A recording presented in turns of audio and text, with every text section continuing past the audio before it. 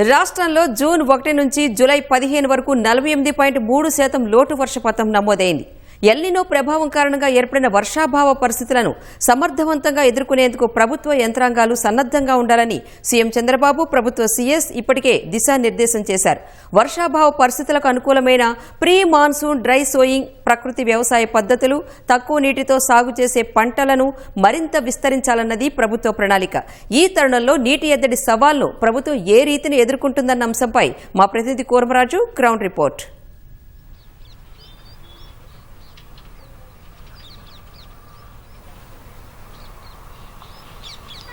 రాణి, ధన్యవాదాలు.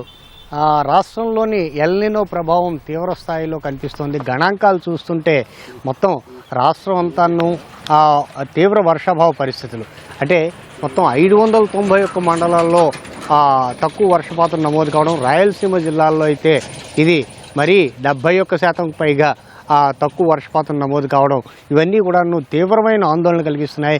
రాష్ట్ర ప్రభుత్వం ఈ ఖరీఫ్ సీజన్ ప్రారంభమై 45 రోజులు అవుతున్నా కూడాను ఇప్పటిదాకా ఈ వ్యవసాయం సంబంధించిన పనులు అంతంత మాత్రంగానే ఉన్నాయి. అయితే గోదావరి జిల్లాలు, డెల్టా, అలాగే కాలువల ప్రాంతాల్లో మాత్రం ఈ వ్యవసాయ పనులు జోరందుకున్నప్పటికీ కూడాను మిగిలిన వాటిలో ఈ నాట్లు వేసిన దగ్గర నుంచి జూన్ నెల మొదటి వారంలో కురిసిన చిన్నపాటి వర్షాలకు నాట్లు వేసిన తర్వాత ఇప్పటిదాకా వర్షపు చినుకు జాడ లేకపోవడంతో రైతన్నలు తీవ్ర ఆందోళనలో ఉన్నారు.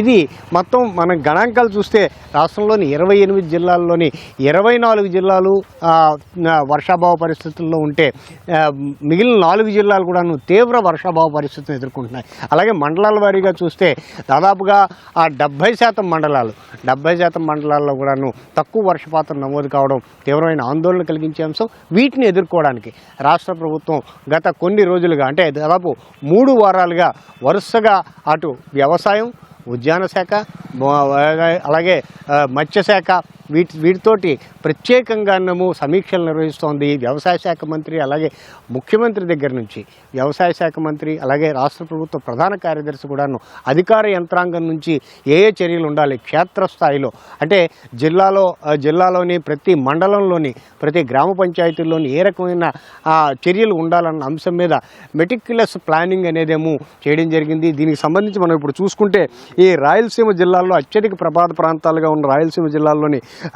ఈ ఎల్నినో ప్రభావాన్ని సమర్థంగా ఎదుర్కొనేందుకు రైతులు, ఉద్యాన రైతులు, పశుపోషకులు, మత్స్యకారులు వీళ్ళందరి ప్రయోజనాలు పరిరక్షణ ధ్యేయంగా ఈ ప్లానింగ్ అమలు అనేది జిల్లా కలెక్టర్లు తప్పనిసరిగా బాధ్యతగా తీసుకోవాలనేసి రాష్ట్ర ప్రభుత్వం చాలా స్పష్టమైన ఆదేశాలు చేసింది.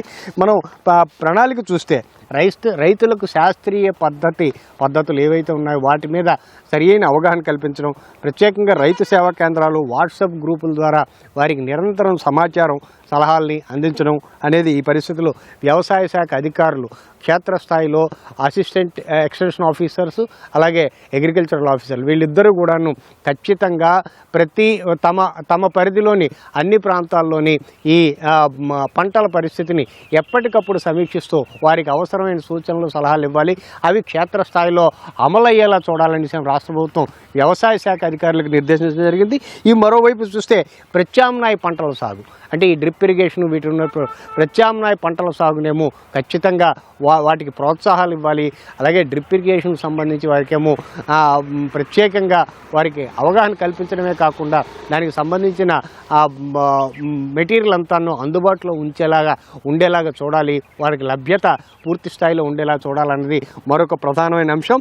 అలాగే మిర్చి, ఉల్లి, కూరగాయలు, మామిడి, నారింజ, నిమ్మ వంటి ఉద్యాన పంటలు, ప్రధానంగా ఈ ఉద్యాన పంటలు ఏంటంటే ఇవి రైతులకి అదనపు ఆదాయం కానీ లేదంటే తక్కువ నీటితోటేమో సాగు చేయడానికి అనువుగా ఉండే ఈ పంటలను వీటికి సంబంధించి ఖచ్చితంగా రైతులకు క్షేత్రస్థాయిలో సాంకేతిక అంశాలని వారికి చెప్పడం ద్వారా నీటి అవసరాన్ని వారు మరింతగా ఎక్కువ ఆ నీటిని ఆశించకుండా ఉన్న నీటితోటి ఏ రకంగా సాగు చేయాలన్న అంశాలని వారికి తెలియజెప్పాలనేసేమో ఇది చేసింది. అలాగే డ్రిప్ ఇరిగేషన్ విస్తృతంగా అమలు చేయడం, ఫామ్ పాండ్లు, మర్చింగ్, షెడ్ నెట్లు, సూక్ష్మ పోషక వినియోగాన్ని కూడానేమో పూర్తి స్థాయిలో వారికి రైతులకి అందుబాటులో ఉండేటట్టుగా చేయాలి. పురుగులు తెగులు నివారణపై వారానికి ఒకసారి పర్యవేక్షణ చేసి ఖచ్చితంగా అక్కడ ఏమి ఈ వర్షాభావ పరిస్థితి వల్ల ఏ రకమైన పంటకి ఇబ్బంది వస్తుంది, దాన్ని ఎలాగ ఎదుర్కోవాలి, దాన్ని ఎలా నివారించాలి అన్న అంశాన్ని ఇవన్నీ అంటే ఇప్పుడు ఈ మొత్తం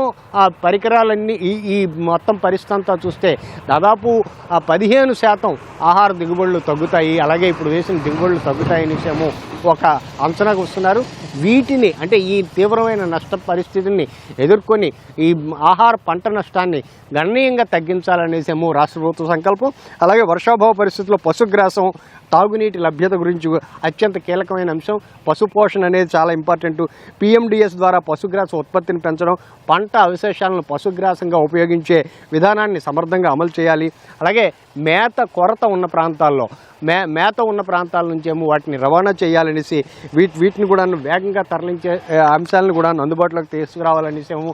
అలాగే ప్రతి మండలంలోని పశు శిబిరాలని ఏర్పాటు చేసేలా చర్యలు తీసుకోవాలి. అలాగే ఈ పశువుల బలవంతపు అమ్మకాలు వీటిని నివారించేలాగా జిల్లా కలెక్టర్లు, జిల్లా యంత్రాంగాలు చర్యలు తీసుకోవాలనేసేమో రాష్ట్ర ప్రభుత్వ ప్రధాన కార్యదర్శి నిన్న ప్రత్యేకంగా దీని మీద చేసిన సమీక్షలోని నిర్దేశించడం జరిగింది. అలాగే వ్యవసాయ శాఖ, మత్స్యశాఖ, పశుసంవర్ధక శాఖ, ఉద్యాన శాఖ ఇవన్నీ కూడాను సమన్వయంతో క్షేత్రస్థాయిలో పనిచేయడం ద్వారానే ఇప్పుడున్న ఎల్నినో ప్రభావం నుంచి గట్టెక్కుతామనేసేమో రాష్ట్ర ప్రభుత్వం భావిస్తోంది. Rani, over to studio. Cameraman సోమేష్తో కూర్మరాజు, ఈటీవీ న్యూస్, విజయవాడ.